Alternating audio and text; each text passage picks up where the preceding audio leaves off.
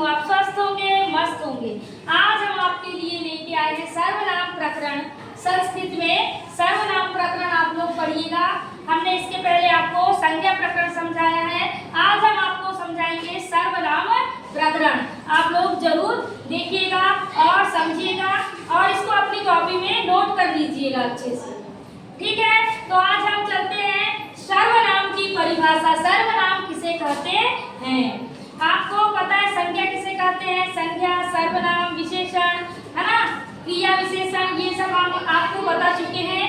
आज हम आपको सर्वनाम बता रहे हैं। तो ठीक है, देखिए सर्वनाम जिन शब्दों का प्रयोग संज्ञा के साथ विशेषण के रूप में किया जाता है। जिन शब्दों का प्रयोग संज्ञा के साथ विशेषण के रूप में किया जाता है अथवा जो संज्ञा के स्थान पर अकेले भी प्रयोग किए जाते हैं उन्हें सर्वनाम कहते हैं। समझ गए ना? संज्ञा के साथ विशेषण के रूप में किया जाता है अथवा संज्ञा के स्थान पर अकेले ही प्रयोग किया जाता है उन्हें सर्वनाम कहते हैं। सर्वनाम के भेद। तो देखिए संस्कृत में सर्वनामों को मुख्य रूप से दो भागों में बांटा गया है। कितने भागों में? दो भागों में विभक्त किया गया है। पहला है पुरुषवाचक सर्वनाम, पहला है पुरुषवाचक सर्वनाम और दूसरा है प्रश्नवाचक सर्वनाम। तो देखिए संस्कृत में कितने हैं? दो सर्वनाम है। कितने हैं? दो हैं, पुरुषवाचक और प्रश्नवाचक। अब देखिए पहला है पुरुषवाचक सर्वनाम। तो संस्कृत में कितने पुरुष होते हैं? आपको पता है 3 पुरुष होते हैं। कितने पुरुष होते हैं? 3 पुरुष होते हैं। प्रथम पुरुष, मध्यम पुरुष और उत्तम पुरुष।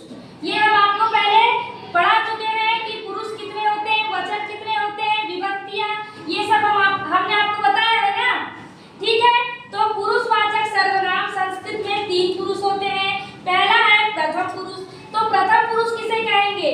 किसी भी बात को बोलने वाला, किसी भी बात को बोलने वाला जिन सर्वनामों का प्रयोग किसी अन्य के लिए करता है उसे प्रथम पुरुष कहते हैं। तो देखिए प्रथम पुरुष सर्वनाम के अंतर्गत क्या क्या आते हैं हम आपको बता रहे हैं। सर्वनाम है तत्। तत् क्या है? सर्वनाम है। इसका हिंदी में वह होगा, तत् का वह होगा। तत् यानी वह, एतत् यानी यह, इदम यानी यह, अदस यानी वह, यत् यानी जो, सर्व यानी सब, भवत यानी आप, इत्यादि क्या है? ये सर्वनाम है। इत्यादि क्या है? ये सर्वनाम है। समझ गए?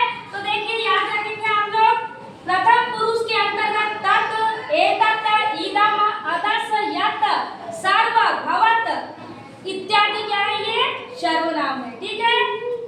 परीक्षा में आपको पूछता है तत् क्या है? तो तत् क्या है? सर्वनाम है। अदस क्या है? सर्वनाम है। एतत् क्या है? सर्वनाम है ना। भवत क्या है? सर्वनाम है। तो ये पुरुषवाचक सर्वनाम है। तो देखिए ये तीनों लिंगों में अलग अलग चलते हैं। तीनों लिंगों में कैसे चलते हैं? अलग अलग चलते हैं। पुल्लिंग, स्त्रीलिंग और नपुंसकलिंग। लिंग कितने होते हैं?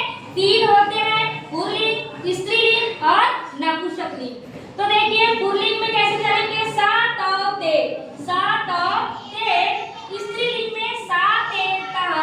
नपुंसकलिंग में तत्, ते, तानि, तत्, ते, तानि।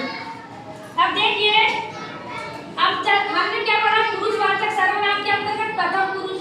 अब देखिए दूसरा है मध्यम पुरुष। दूसरा क्या है? मध्यम पुरुष। किसी वाक्य को बोलने वाला जिन सर्वनामों का प्रयोग सुनने वाले के लिए करता है उन्हें मध्यम पुरुष सर्वनाम कहते हैं। तो क्या करता है? सुनने वालों के लिए। किसके लिए? सुनने वाले के लिए प्रयुक्त करता है, उसे मध्यम पुरुष सर्वनाम कहते हैं। मध्यम पुरुष सर्वनाम में एकमात्र सर्वनाम है युष्मद्। क्या है? युष्मद् एकमात्र सर्वनाम है। ये युष्मद् होता है। युष्मद् रूप तीनों लिंग में एक समान ही चलते हैं। तीनों लिंगों में कैसे रहते हैं? एक समान ही रहते हैं। जैसे त्वम, युवाम, यूयम, त्वम, युवाम, यूयम। समझ गए? तीसरा है उत्तम पुरुष सर्वनाम, है ना। पुरुषवाचक सर्वनाम के अंतर्गत तीसरा उत्तम पुरुष। किसी वाक्य को बोलने वाला वाला, किसी वाक्य को बोलने वाला जिन सर्वनामों का प्रयोग स्वयं अपने लिए करता है, स्वयं अपने लिए करता है, उसे उत्तम पुरुष कहते हैं। तो देखिए, उत्तम पुरुष में एकमात्र क्या है? असमर्थ है। मध्यम में क्या बताया हमने? युष्मद्, और उत्तम में क्या बता रहे हैं? असमर्थ। असमर्थ सर्वनाम का प्रयोग होता है जैसे अहम, आवाम, वयम। अहम, आवाम, वयम। समझ गए आप लोग? अब देखिए, दूसरा है प्रश्नवाचक सर्वनाम। हमने दो संस्कृत के दो सर्वनाम है, दो भागों में बांटा गया है। सर्वनाम कितने हैं? दो हैं सिर्फ संस्कृत में, पुरुषवाचक और प्रश्नवाचक।